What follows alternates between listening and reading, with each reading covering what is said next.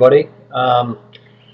I'm going to provide the first of the two presentations, and I'm going to be talking primarily about the Sustainable Development Goals that were adopted in New York at the end of September and their relationship to sustainable consumption production. I'm going to go a bit more deeply into specific targets and indicators for the SDGs which relate to sustainable consumption production.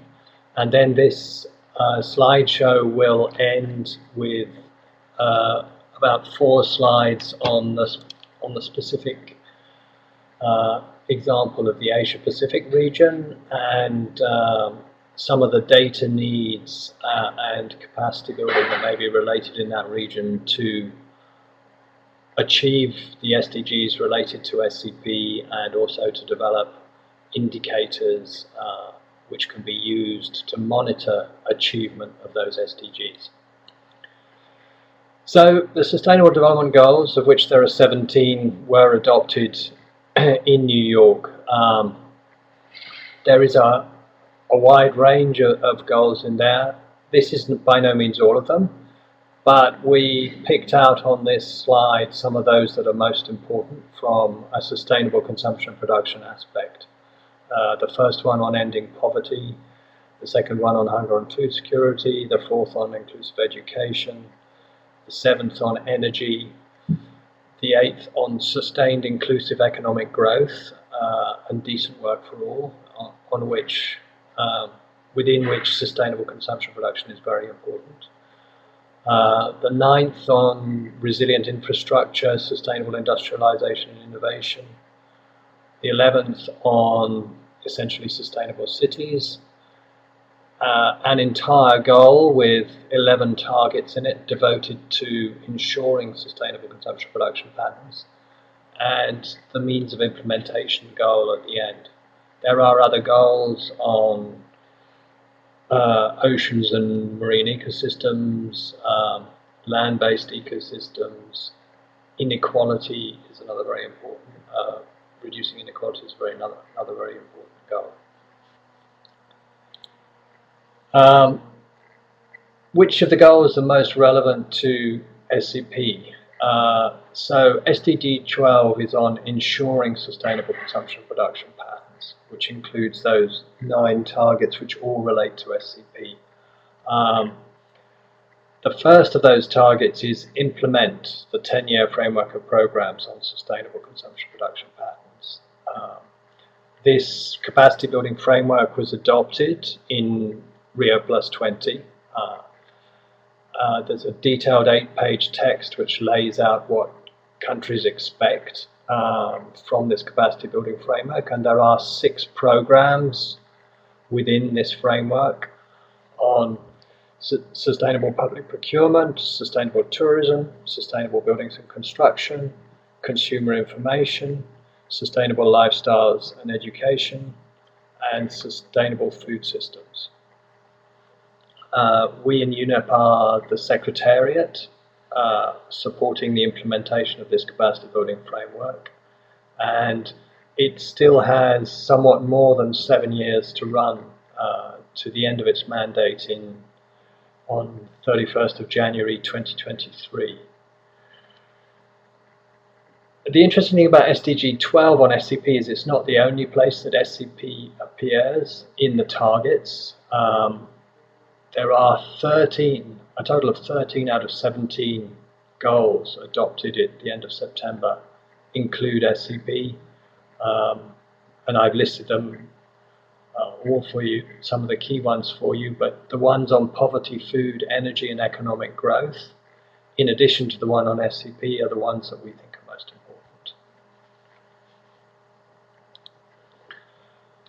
important. One very interesting piece of analysis was done by our colleagues in the Department of Economic and Social Affairs of UN in New York. It's a little bit hard to read this diagram, this slide, but I will draw your attention to just 2 things. And these are if I can make the pointer work. Okay, got it. So All the large circles represent goals.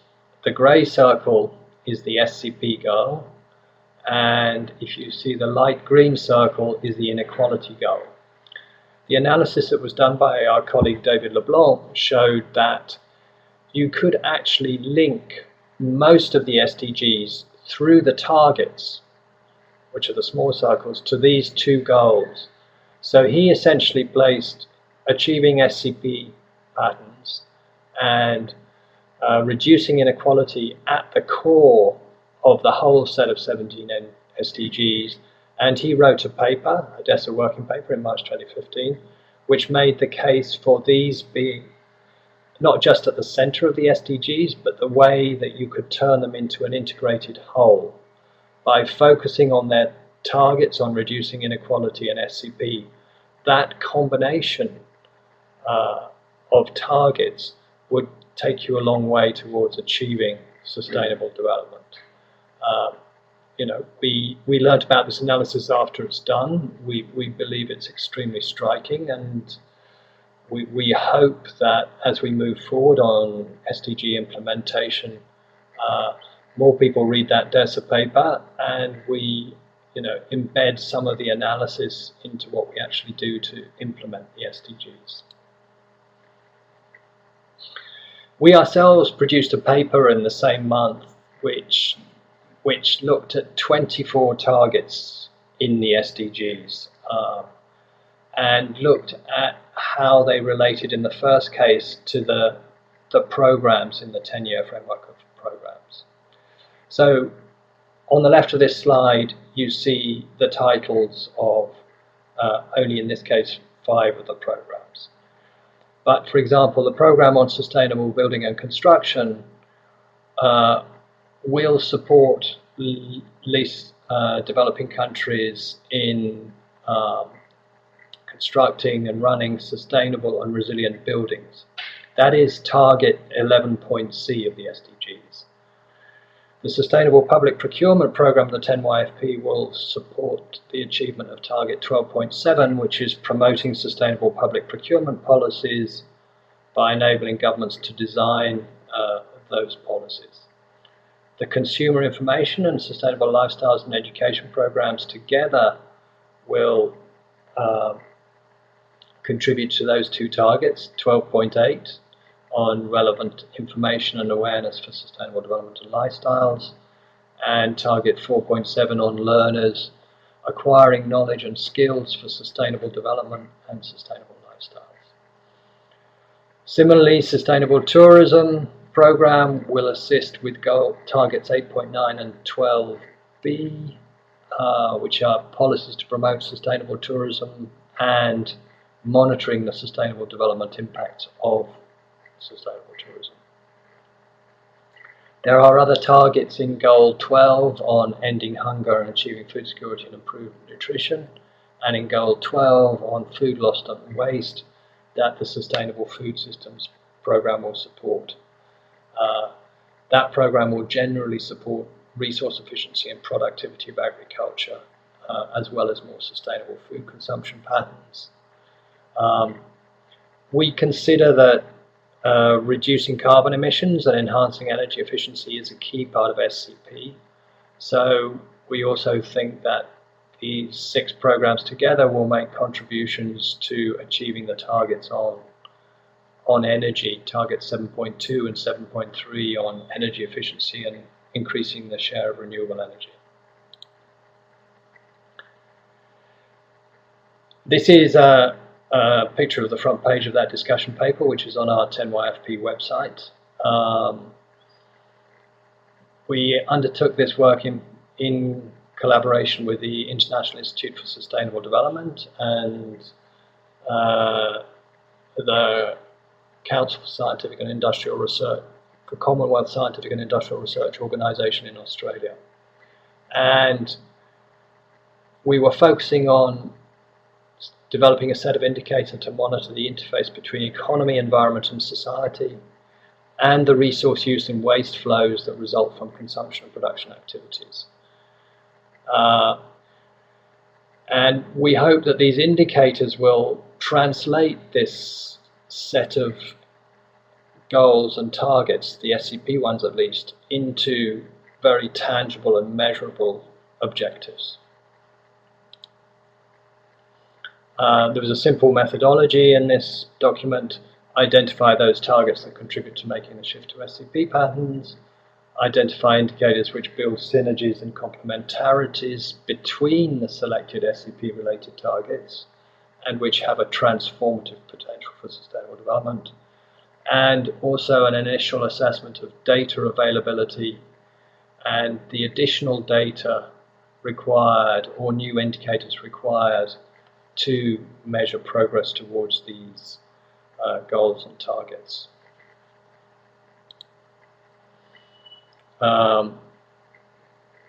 We were looking to develop science-based indicators which respond to several targets. So there are so many targets overall in the goals, 169 in all. You really need multi-purpose indicators that work for more than one goal, and that was a key objective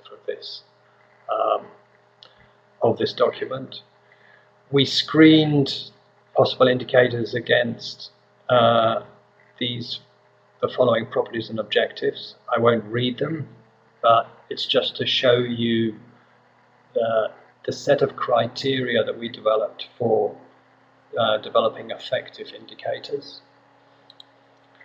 And then here are some of the proposed headline indicators that we came up with.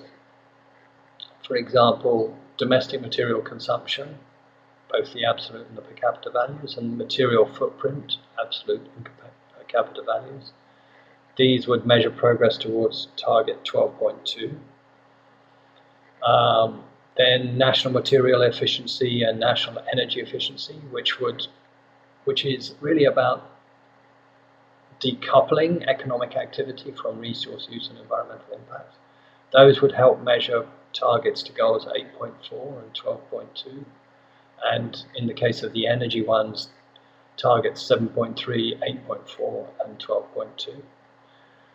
And then some of the impact-related targets, contaminants in air, water and soil from industrial sources, agriculture, transport, wastewater and waste treatment plants, which would help measure progress towards targets 2.4, 3.9, 6.3 and 12.4. There are more examples. I'm not going to read you all these because we're running out of time a little bit. I would just like to mention technology and lifestyles. There's quite a deep linkage between having the right technology available to have more sustainable lifestyles. And there are indicators again on sectoral material and energy efficiency, which can measure progress towards those targets. And in terms of lifestyles, the market share of goods and services certified by independently verified sustainability labeling schemes, which could help measure progress towards targets 4.7, 12.6 and 12.8. One more point on policy support for SCP. I don't know how many of you are familiar with national SCP action plans. An increasing number of countries have them. These are plans on integrating SCP across a whole set of national policies, and also on integrating the objective of SCP into national policies, including poverty reduction and development strategies. Our analysis determined that basically the existence of a national SCP action plan and the degree to which it's implemented would be a good indicator to measure progress towards targets 12.1, 12.7, 11.B and 17.16, and it would also, the existence of a national SCP action plan would also be helpful in terms of those targets. So you can see here that SCP is really a transversal and integrative objective for the SDGs. This is just a slide which shows, some of the specific indicators. I'll pick up just one from this slide. On water productivity, this is the amount of water you need to produce a particular good or service, essentially. It's a change indicator which measures agricultural water efficiency, industrial water efficiency.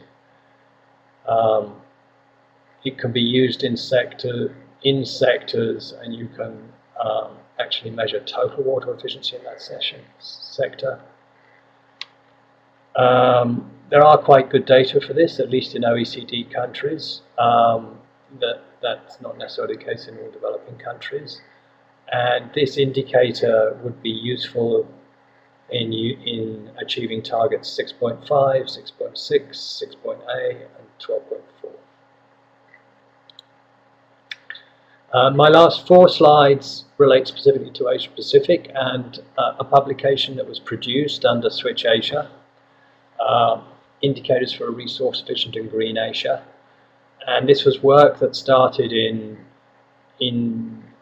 I believe late 2012 or early 2013, and with the aim of highlighting resource efficiency indicators as a tool for helping policymakers both to support the shift to sustainable consumption production patterns and the creation of a green economy.